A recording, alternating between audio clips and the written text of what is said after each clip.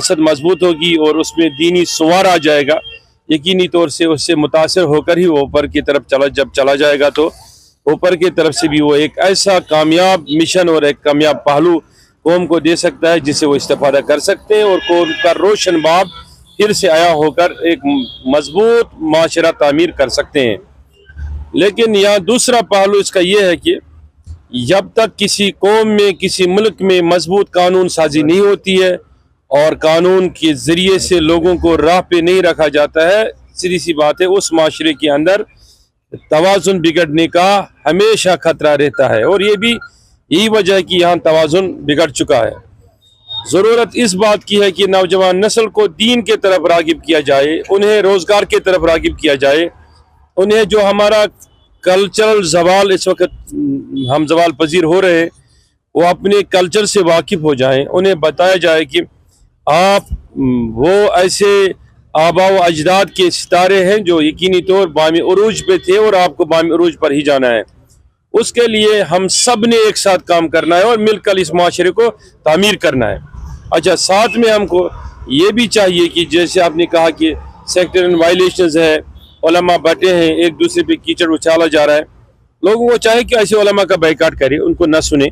जो यकीनी तौर मेंबर को मिसयूज़ करे गलत तरीके से या एक दूसरे पर इल्ज़ामात लगाने के लिए असलाफ के खिलाफ बेअदबियाँ दरीदा दहनी से और किज़्ब बयानी से काम करें। लोग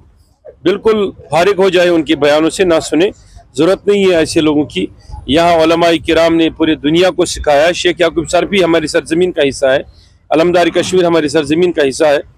तो हमें कतई तौर कोई सोच इंपोर्ट करने की लाने की ज़रूरत नहीं है जिस वजह से हमारे माहौल को खतरा है या हमारे निज़ाम का बिगाड़ मुमकिन हो सकता है। लेकिन देखिए ये गैर जिम्मेदाराना और गैर मौजिब बयान है। कोई भी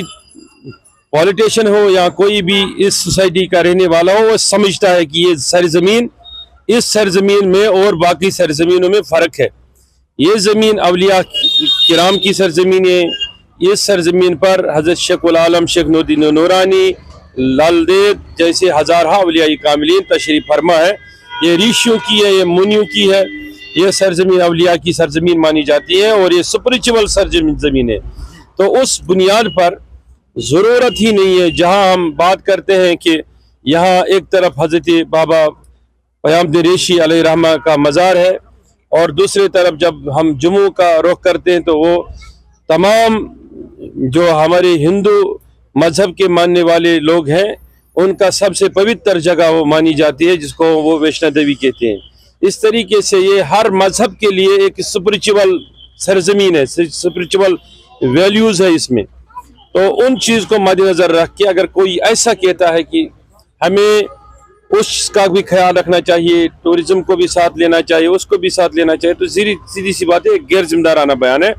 बल्कि लोगों को चाहिए जो असम्बली में है इस वक्त, उनको चाहिए कि हर कोई इस पर कानून साजी पे बात करे और बिलें लाएं और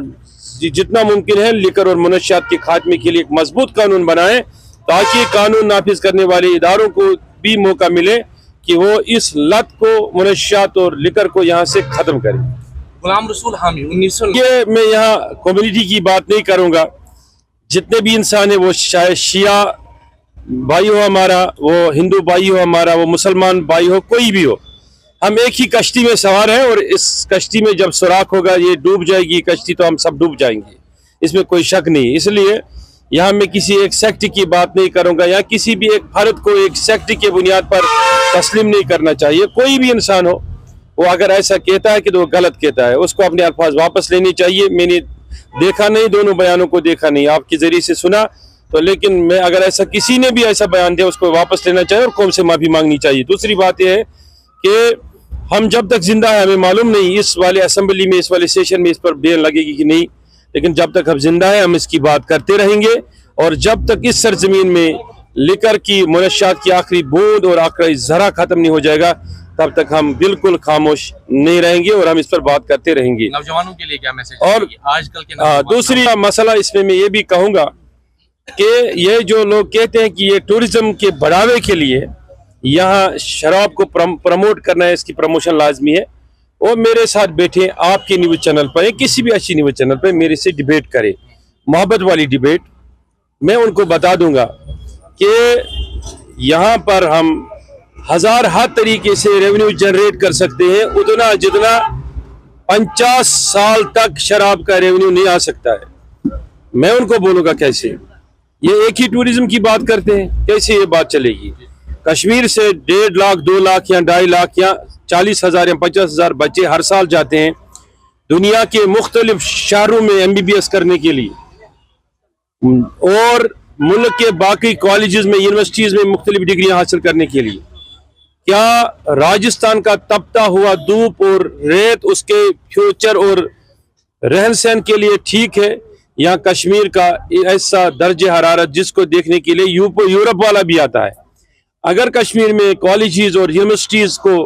اور وافر مقدار میں بنایا جائے, بڑھایا جائے, ایجوکیشن ٹوریزم یہاں پروموٹ کیا جائے, تو میں کہتا ہوں کہ بنگلور میں کون سا بڑا ٹوریزم سیکٹر ہے, وہ IT سیکٹر اتنا مضبوط ہے, دنیا کے کونے کونے سے لوگ آتے ہیں, وہاں ایجوکیشن ٹوریزم ہے. اسی طریقے سے میں ملک کے کئی شہروں کے نام بتا سکتا ہوں آپ کو کہ جہاں پر ایجوکیشن ٹوریزم کو پروموٹ کیا جا سکتا ہے. اچھا, تیسری بات, کیا یہاں ریلیجس ٹوریزم کو نہیں بڑھا سکتے ہیں؟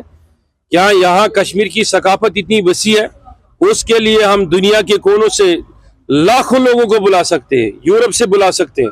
لیکن اس پروموشن کو ہم کرتے ہی نہیں ہیں. کیا گلمرگ میں شراب پینے کے لیے لوگ آتے ہیں, کہ کشمیر کو ایکسپلور کرنے کے لیے, دیکھنے کے لیے لوگ نہیں آتے ہیں؟ تیسری بات, جو بھی یہاں کوئی ٹورسٹ آتا ہے اپنی بیوی کے ساتھ, بہن کے ساتھ, بیٹی کے ساتھ آتا ہے, وہ یہاں شراب کی بوتل پینے کے لیے نہیں آتا ہے, وہ کشمیر کے رہنائی خوبصورتی مہک کو دیکھنے کے لیے آتا ہے.